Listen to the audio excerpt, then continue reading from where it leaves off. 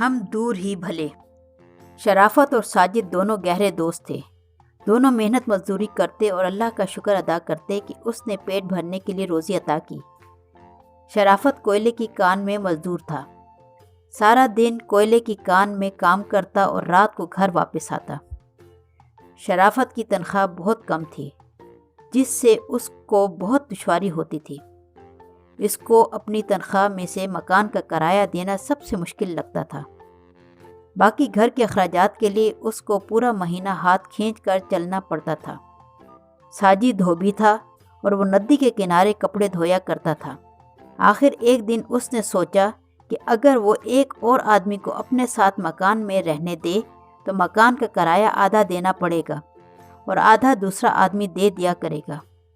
इस तरह कम तनख्वाह में भी अच्छी गुजर बसर हो जाया करेगी, क्योंकि मकान का किराया देकर उसके पास बहुत कम रकम बचती थी।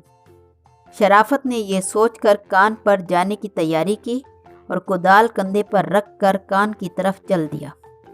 वो तमाम रास्ते यही सोचता रहा कि वो किस को अपने साथ रहने को कहे, जिससे उसका बोझ कम हो जाए। वो आहिस्ता आहिस्ता कदम बढ़ाता हुआ कान की तरफ जा रहा था कि उसकी साजिद पर नज़र पड़ी, जो उसका गहरा दोस्त था। मगर कभी वो दोनों एक दूसरे के घर नहीं गए थे, क्योंकि उनकी दोस्ती रास्ते में हुई थी।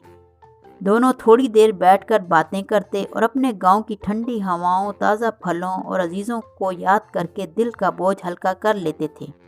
आज जब शराफत ने एक और साथी को मकान में रखने का सोचा तो उसने साजिद से पूछ ही लिया, साजिद भाई, क्या आपका मकान अपना है या किराए पर रहते हो?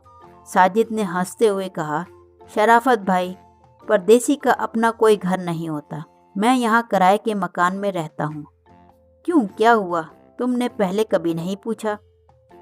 शराफत ने खुश होते हुए कहा, लो जी, हम अच्छे दोस्त हैं जो एक दूसरे के हालात से वाकिफ़ नहीं हैं। असल में मैं भी किराए के मकान में रहता हूँ।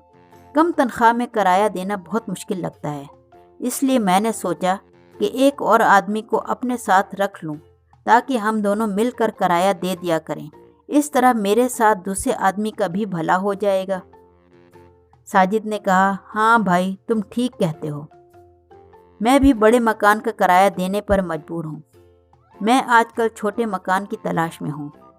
मैं तुम्हारे मकान में आ तो जाऊँ, मगर भाई, मेरा तुम्हारे साथ गुजारा करना बहुत मुश्किल है। शराफत ने हैरान होकर कहा, वो कैसे? तुम मेरे दोस्त हो और कई महीनों से हम एक दूसरे से रोज़ाना मिलते हैं, फिर गुजारा करना मुश्किल कैसे होगा? हम दोनों एक ही मकान में अच्छी तरह रह सकते हैं। साजिद ने कहा, शराफत भाई, मैं किसी लड़ाई झगड़े की बात नहीं कर रहा। असल में तुम्हारा और मेरा काम बिल्कुल मुख्तलिफ है। हम अपने पेशे की वजह से इकट्ठे नहीं रह सकते। मैं कपड़ों को धोकर साफ करता हूँ और तुम कान में काम करके कपड़े काले कर लेते हो। अब तुम ही बताओ कि हम दोनों एक जगह इकट्ठे कैसे रह सकते हैं? शराफत ने साजिद की बात सुनी तो बोला, हाँ भाई, तुमने बिल्कुल ठीक कहा। भला स्याह को सफ़ेद और सफ़ेद को स्याह करने वाले एक दूसरे के साथ कैसे रह सकते हैं? हम रास्ते के दोस्त ही अच्छे हैं। ये कहकर वो हंसने लगा और साजिद भी मुस्कुरा दिया। अच्छे बच्चों, सिर्फ दोस्ती ही नहीं बल्कि मिजाज और रहन सहन का मिलना भी ज़रूरी होता है।